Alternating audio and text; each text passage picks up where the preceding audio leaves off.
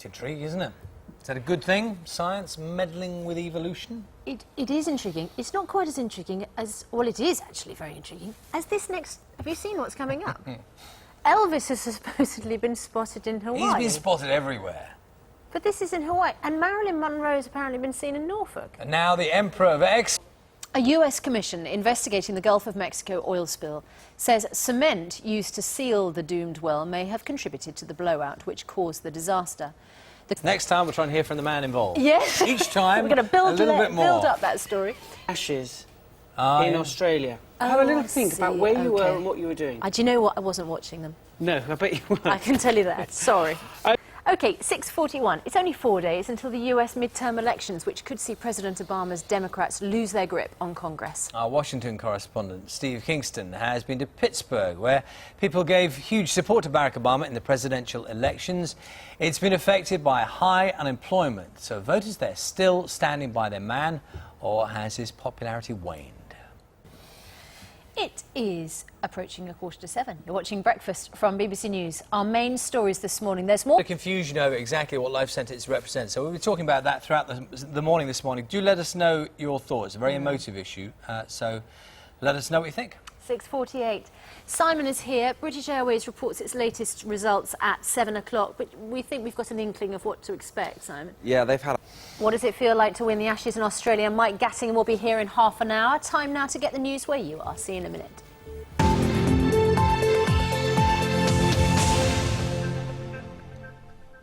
A jury in Los Angeles has convicted Anna Nicole Smith's boyfriend and her former psychiatrist of conspiring to feed her addiction to prescription drugs.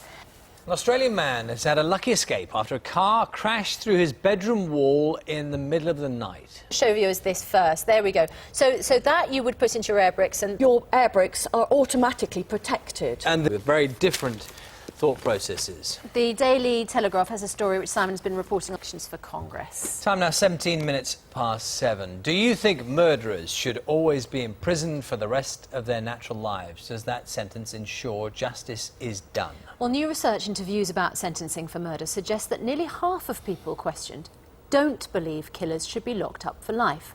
Our legal affairs analyst Clive Coleman has been finding out more. Time now to get the news where you are. Hello, this is Breakfast with Charlie State and Susanna Reid. Our main story this morning, higher rate taxpayers could be fined if they fail to declare their partner receives child benefit. The Treasury has... EU leaders have agreed a system to prevent a repetition of the economic crisis which has hit Greece. Those are the main stories this morning. In a few minutes, Alex will be here with the weather. It is 10 minutes past 8. Now, do you think murderers should always be imprisoned for the rest of their natural lives? Does that sentence ensure that justice is done? New research into views about sentencing for murder suggests that nearly half of people questioned don't believe killers should be locked up for life. Our legal affairs analyst Clive Coleman has been finding out more.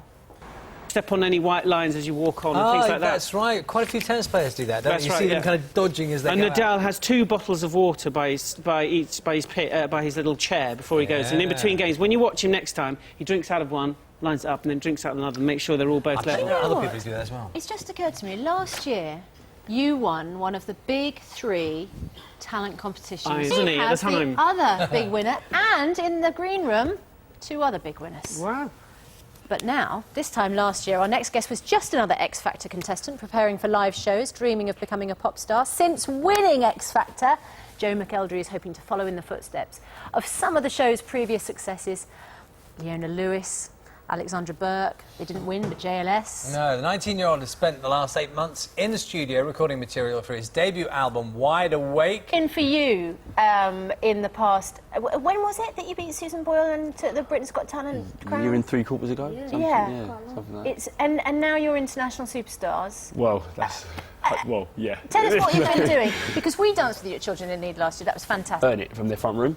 So we've kind of tried to break it down into 2 different things, so... I found it incredibly hard to do the kind of moves that you do. Yeah.